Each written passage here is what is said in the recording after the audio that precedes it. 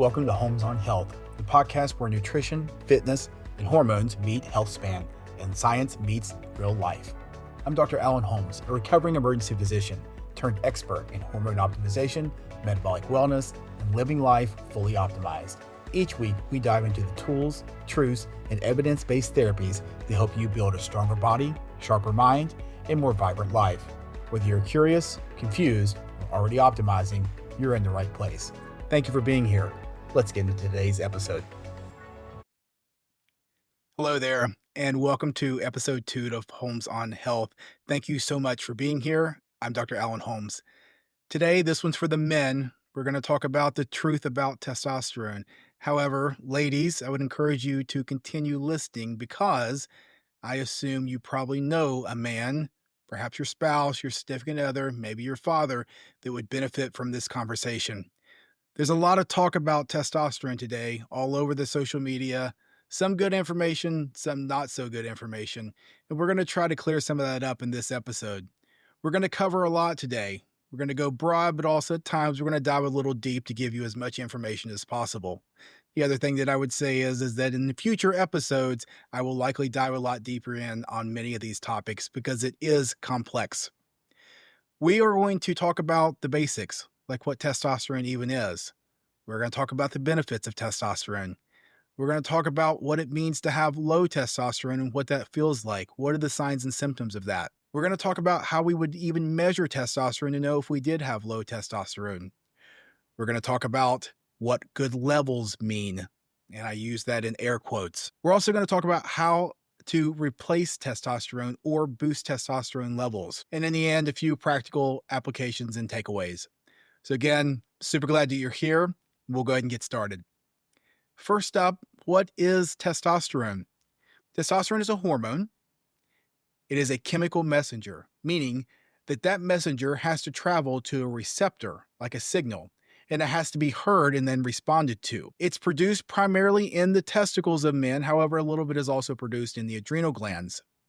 It plays a role in libido or sex drive, a role in energy, mood, muscle mass, bone density, lots and lots of roles going on where testosterone is interacting with the receptors of the cells throughout the body. So, what are the benefits of testosterone?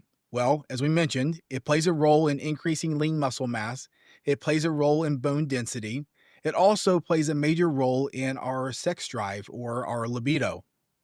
It also plays a role in mood as well. Let's talk now for a minute about what low testosterone might look like in you. The symptoms can be variable from individual to individual, but here are the most common ones: fatigue, brain fog, low libido, erectile dysfunction, changes in mood, which can be either depression or anxiety or irritability. These are all quite common for men suffering from low testosterone. So let's say that some of the things I just said, wow, that sounds like me. I think I have some of these symptoms of low testosterone. What should you do next?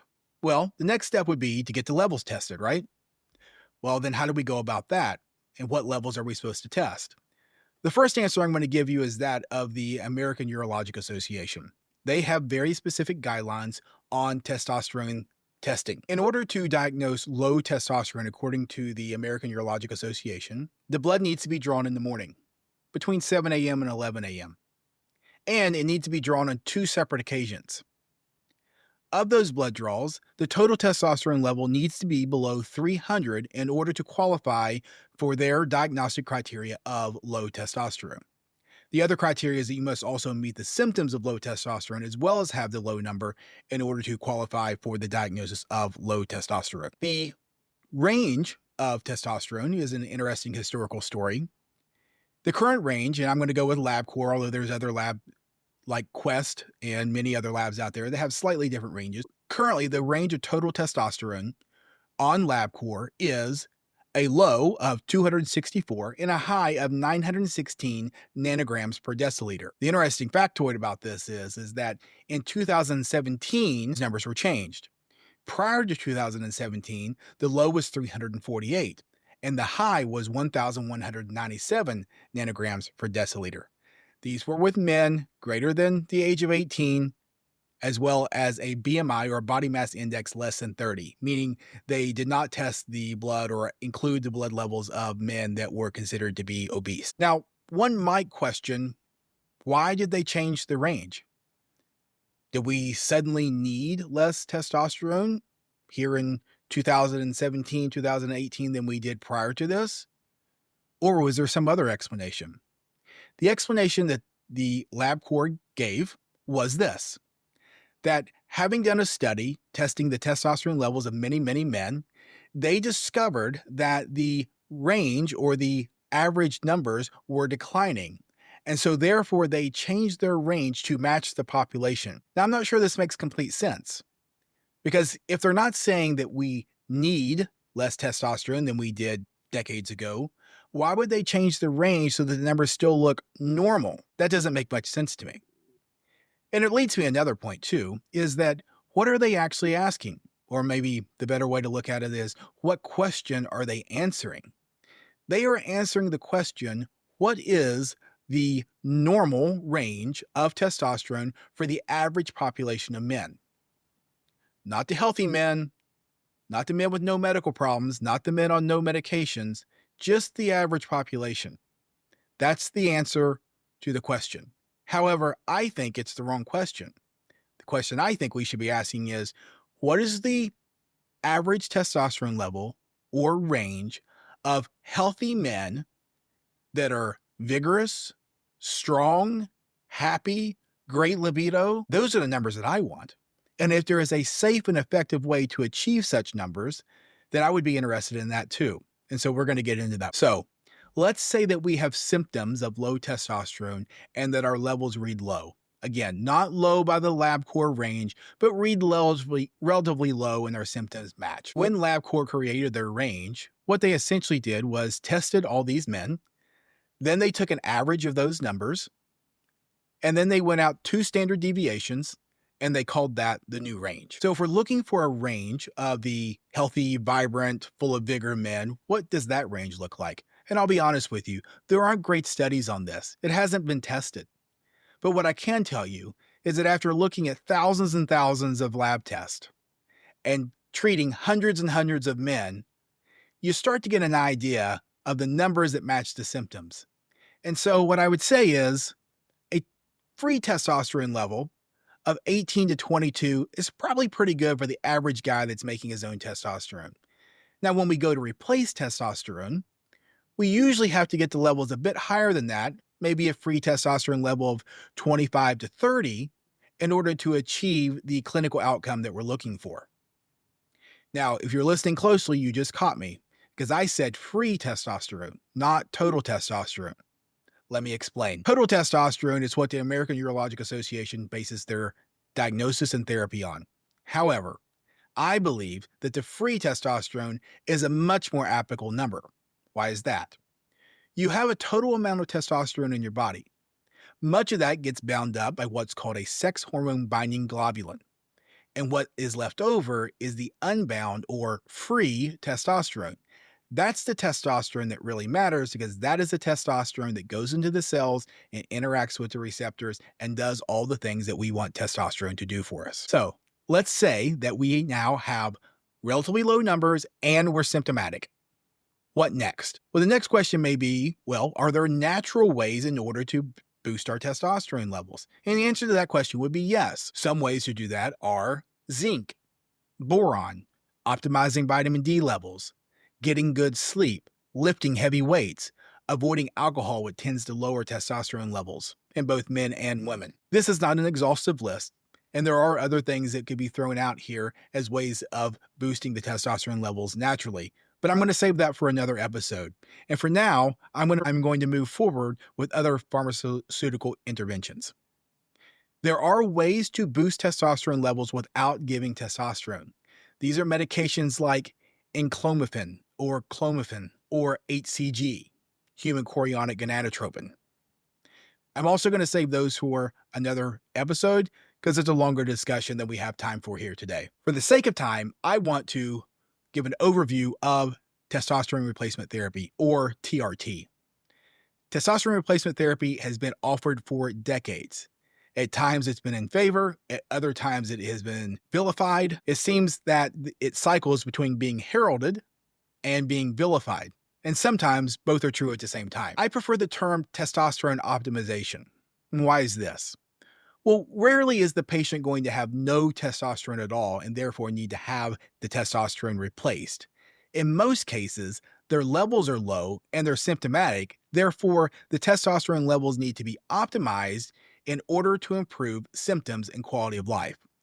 So, when we talk about testosterone replacement therapy, what I'm actually talking about is testosterone optimization. In my opinion, there are three viable ways to administer testosterone: injections, pellets, and creams. Notice I did not mention oral testosterone. It is true that it does exist. However, my reading of the literature does not give me the confidence to prescribe it at this time because I do not believe that it is necessarily safe. And I'm also not sure that it is a administration in which optimal levels can be achieved in order to obtain an improvement of quality of life and symptoms. So I'm going to briefly go over the three that I mentioned, the three that I offer in my own practice. The first of which of these is injections. Now, this would either be an IM injection, intramuscular, or what is known as a sub-Q injection, which is an injection with a smaller needle just under the surface of the skin. These injections can be done once every 2 weeks, or once a week, or twice a week, or even more frequently than that. It is given in the form of testosterone cypionate or enanthate. Those are the two most common. The cypionate and the enanthate are called esters. Essentially, they aid in the delivery as well as the duration of action of the testosterone. What's the biggest advantage of testosterone injections? Well, they're potent because they're injecting right into the system so that you get very good levels. It only has to be done maybe twice a week. I would say that would be a minimum. Oftentimes, our patients are on there much more frequently than that. What are the disadvantages? Well, it's a needle, and some people don't like needles.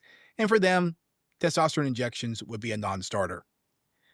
The second disadvantage, in my opinion, is variability of level, meaning there are peaks and troughs. Let's say that you are going to do an injection twice a week.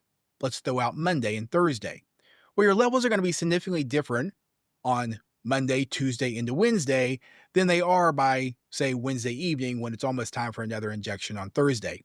Sometimes these peaks and troughs can lead to the patients becoming symptomatic throughout the week. In those cases, I would recommend they inject more frequently. The second option is pellets. Now, this involves a small procedure where an incision is made in the gluteus or the butt cheek, and a device called a trocar is inserted, and through that trocar, pellets that are about this little larger than a grain of rice are inserted into the tissue. After they are inserted, you put some steri strips on, and that's the end of the procedure. The pellets then get slowly absorbed into the bloodstream, raising the testosterone levels. Usually this procedure needs to take place, say, every 3 or 4 months, depending on how you metabolize them.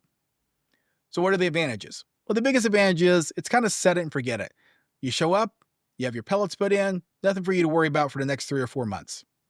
And what are the disadvantages? Well, once those pellets are in there, well, they're in there. And if for some reason the dose isn't agreeable to you, there's no way in which to extract the pellets. And so there's a little bit of guesswork in some cases as to exactly what dose of pellets one patient may need because we don't know exactly, particularly if they are a new patient, the testosterone levels, which is going to allow them to achieve the results that they want. Secondly, it is a minor procedure and does require a bit of minor downtime. Mainly, you shouldn't be in baths or waters or hot tubs or oceans for about 5 days after the procedure. And secondly, you shouldn't be doing any strenuous activity, particularly like squatting and that sort of thing for a few days because you want to give a chance for the pellets to seed. The third, last but not least, and I'll put all my cards on the table, my go-to form of testosterone replacement therapy, and that is creams. When I say creams, I am not referring to things like androgel or other commercially available testosterone. I am referring to testosterone that is compounded at a quality compounding pharmacy. This testosterone is applied usually twice a day, occasionally once a day. It is applied to the scrotum. Why the scrotum? Because it's thin skin, lots of blood vessels, very, very good blood levels.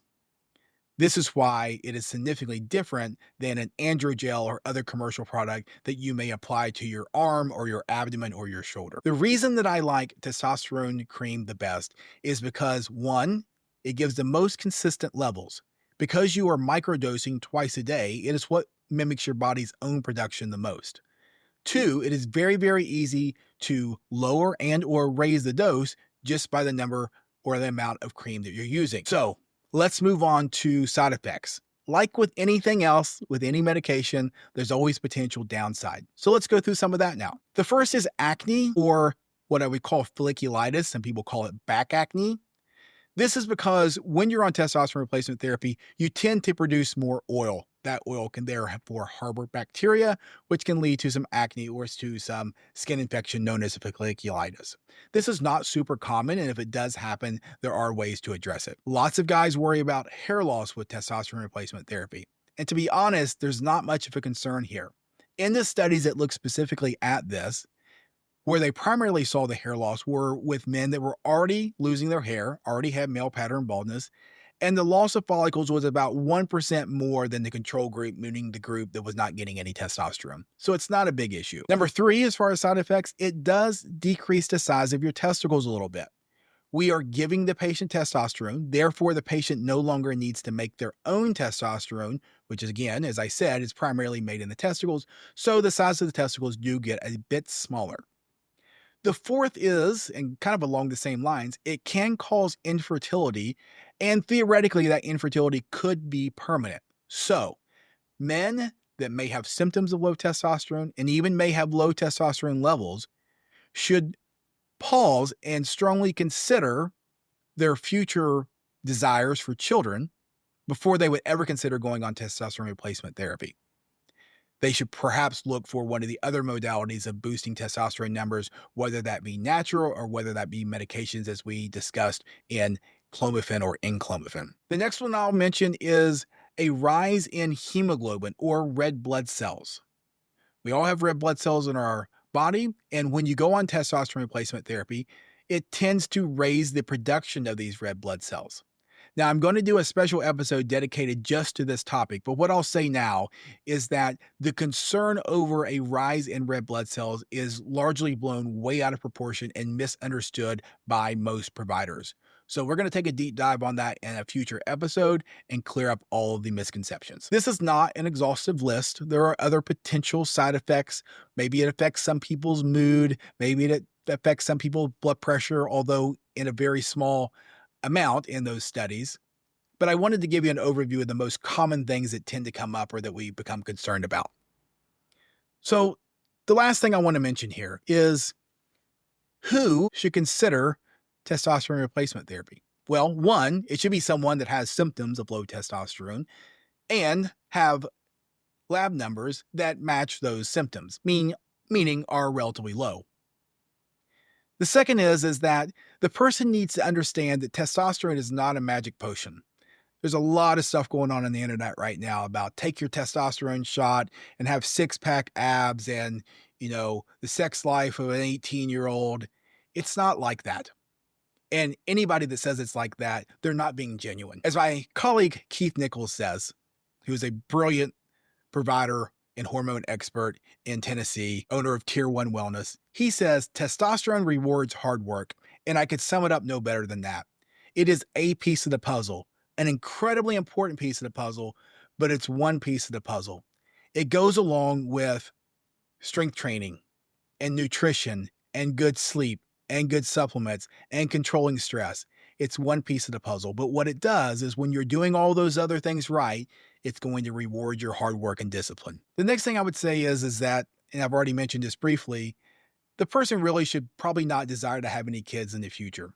Although it is possible that the infertility doesn't happen at all, or it's possible that even if they were infertile, they could go off of testosterone replacement therapy and have a return of their fertility. There are no guarantees with this. And having children is a huge, huge life decision that's not only affects you, but also affects your spouse. The last thing I would say about who is testosterone replacement therapy for, it's someone willing to play the long game. someone that understands that it doesn't work instantly. It's not instant gratification. And as I already mentioned, it's someone that's willing to work on the other facets of wellness, meaning nutrition, sleep, exercise, and the like. So that's it for this episode.